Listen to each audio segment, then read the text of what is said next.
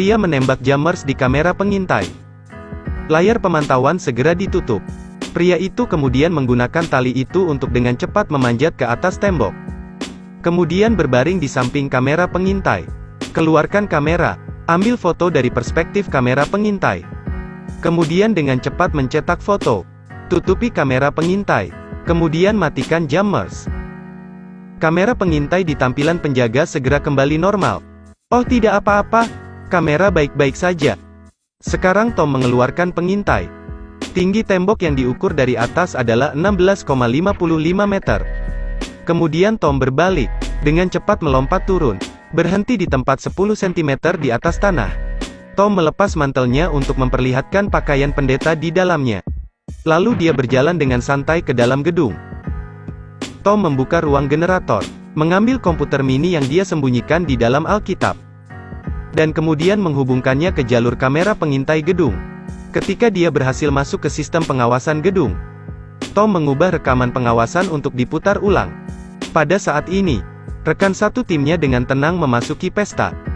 Keluarkan kotak bedak dengan berpura-pura mengaplikasikan bedak.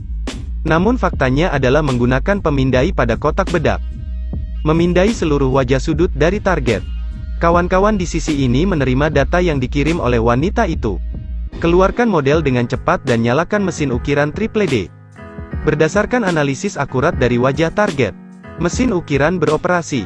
Mulailah mengukir topeng dari orang target. Setelah topeng selesai diukir, mesin mulai menyemprotkan warna kulit untuk topeng. Kemudian rekatkan alis dan pasang rambut. Tempelkan chip pengubah suara pada Jieho. Berikutnya adalah topeng di kepala Tom. Sekarang wanita itu melihat target mereka. Sepertinya dia akan meninggalkan pesta. Jadi dia sengaja berjalan. Tuangkan anggur padanya. Oh, maafkan saya. Aku terlalu ceroboh. Tidak apa-apa. Bu, pergi ke toilet yang telah direnovasi. Pada saat ini, Tom menyamar sebagai seorang pria. Naik ke toilet melalui saluran ventilasi. Ketika pria itu melihat ke atas, dia langsung membeku. Dia bertanya-tanya, apa yang salah dengan cermin ini? Tom menjambak rambut pria itu. Bagaimana Anda menariknya kembali? Lihat kartu ini. Bacakan saya kata demi kata dengan jelas. Ayo cepat. Pria yang bingung itu ikut membaca. Jika Anda membuat kesalahan kali ini, katakan lagi. Mengatakan hal yang salah lagi. Lagi. Berbicaralah sampai Anda berkata lancar. Akhiri saja kesalahannya. Setelah membacanya, lalu suntikan bius hingga pingsan. Dan rekan satu tim merekam suara pria itu. Mulailah menerjemahkan suara pria itu. Pantas saja pengawal pria itu mendengar sesuatu tiba-tiba mendorong pintu terbuka dan masuk. Bos, tidak apa-apa. Karena suaranya belum masuk ke voice changer Tom, jadi dia tidak berani berbicara. Bos, ketika penjaga hendak melangkah maju, Tom berpura-pura batuk kering. Oh. Saat ini, rekan setimnya telah berhasil mentransfer suara ke Tom. Saya ingin Anda pergi keluar. Meskipun penjaga itu sangat skeptis, tapi suaranya benar, jadi pergilah. Akhirnya, rekan satu timnya menarik pria itu keluar dari saluran ventilasi. Tom menyamar sebagai seorang pria. Ambil dokumen rahasianya. Tom melangkah keluar. Pada titik ini, wanita itu berpura-pura berlari ke arahnya untuk meminta maaf. Saudaraku, bisakah saya berbicara dengan Anda secara pribadi? Jadi ayo pergi. Kami berdua masuk ke mobil dan berbicara.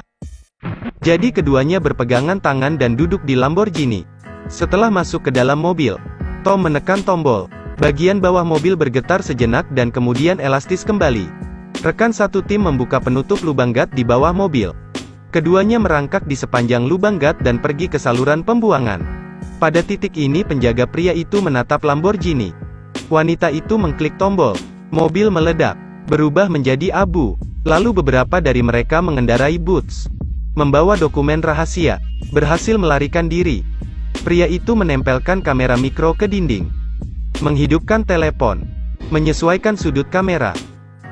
Lalu rekan setimnya mengemudikan truk, sengaja memiringkan kendaraan, menghalangi jalan FBI, menyebabkan kendaraan lapis baja berubah arah. Sekarang Tom menatap kamera pengawasan era, menunggu FBI tiba.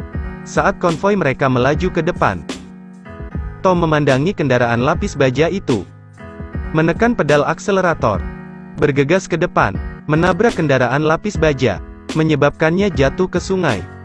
Ketika FBI melihat itu, mereka mengeluarkan pistol, menembakkan peluru terus-menerus ke arah Tom. Dia mengikuti rencananya, dengan cepat menarik FBI untuk mengejarnya. Pada saat ini, air sungai dengan cepat membanjiri kendaraan lapis baja. Orang yang duduk di dalam mobil adalah orang yang ingin mereka rampok.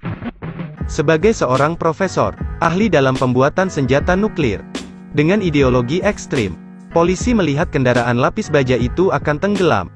Mereka membuka pintu, tidak peduli dengan para tahanan. Kalian berdua harus kabur dulu. Tahanan di dalam melihat air sungai yang masuk. Dia dengan cepat mengambil napas dalam-dalam. Air sungai menelan tawanan. Ketika dia berpikir dia akan mati. Kemudian rekan Tom membuka pintu belakang kendaraan lapis baja. Masukkan tabung oksigen ke dalam bibir tebal pria itu. Kemudian kenakan penutup dan selamatkan dia. Kemudian rekan satu timnya menyeret pria itu ke perahu kecil. Gunakan interogator untuk memeriksa GPS pria itu. Saat mendeteksi alat pelacak yang dipasang di lehernya, rekan satu timnya mengambil stiker dan memasangnya. Memotong sinyalnya. Pada saat ini, Tom memikat FBI yang mengejarnya.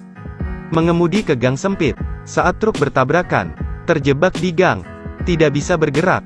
Kedua rekan satu tim itu bersama-sama memecahkan kaca depan. Merangkak keluar dari truk.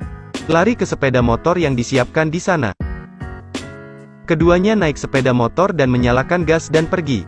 Kemudian Tom dan rekan satu timnya berkumpul. Rekan satu tim menggunakan alat pemetik. Lepaskan alat pelacak dari leher pria itu. Kemudian pasang ke drone. Setelah melakukan segalanya, dia mengendalikan drone untuk terbang 100 km jauhnya. Sejauh Anda bisa terbang, semakin jauh musuh mencari. Kemudian Tom belajar dari mulut pria itu. Kernel Bluetooth yang dia buat sekarang ada di negara itu. Sehingga Tom berada di pesawat angkut C-17 yang menyamar sebagai penumpang. Rencanakan untuk terjun payung dari ketinggian lebih dari 10.000 meter ke Paris. Sekarang Tom melihat koordinat terjun payung. Ditutupi oleh awan gelap dengan guntur dan kilat. Saudaraku, jika kamu melompat, kamu akan disambar petir tidak peduli apa. Di luar dugaan, rekan-rekan satu tim memamerkan bakat dia. Dia terlalu pengecut. Tidak ada yang perlu ditakuti dengan petir sekecil itu. Pengecut. Kemudian dia melompat turun. Ketika Tom melihat itu, dia hanya bisa melompat turun.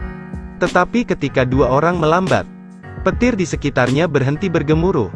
Tiba-tiba, kilatan petir dengan cepat menyambar rekannya, membuat dua orang tidak siap. Tom melihat ini dan buru-buru memanggilnya.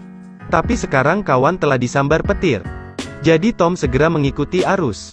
Memeluknya, melihat bahwa tangki oksigen rekan satu timnya hilang. Tom mengeluarkan tangki oksigennya, meletakkannya pada rekan satu timnya. Mereka berdua hanya 1 kilometer dari tanah. Tetapi rekan satu timnya pingsan. Tom harus menarik payung rekan satu timnya, menyebabkan dia terlambat membuka payung. Hasilnya tergantung di atas menara. Pada saat ini, rekan satu timnya bangun dan mendarat dengan mulus, dengan postur tubuh yang sempurna. Tapi dia tidak pernah tahu, aku baru saja disambar petir. Melihat Tom berjuang, dia berkata dengan bangga, "Oh Tom, saya bagaimana Anda kehilangan tangki oksigen Anda?" Tom mendengar itu, "Oh my God,